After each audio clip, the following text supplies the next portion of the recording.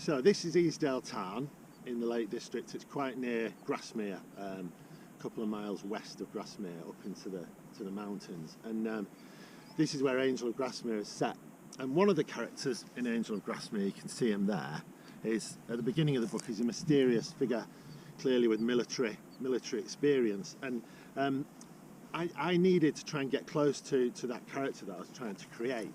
And what I've got here is an entrenching tool from the Second World War, and my character in his first scene uses an entrenching tool to dig a shallow trench to hide in, because he's afraid of war, because he's been to war, he's got post-traumatic stress disorder, he's really messed up, and he's struggling with sort of living day to day, and he's hiding up in the mountains, and he has one of these left over from when he was involved in the early stages of the Second World War.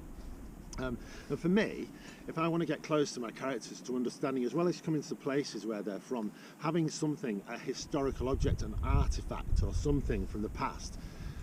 This was used by men in the Second World War. It was made in 1943. This was an object that would have been used to dig shallow trenches with, probably more skillfully than I just did. To dig shallow trenches with. It would also have been used in hand-to-hand combat as well, potentially. Not this one, but you know, like tools like this would have been used in that way. And having it in my hands and holding it,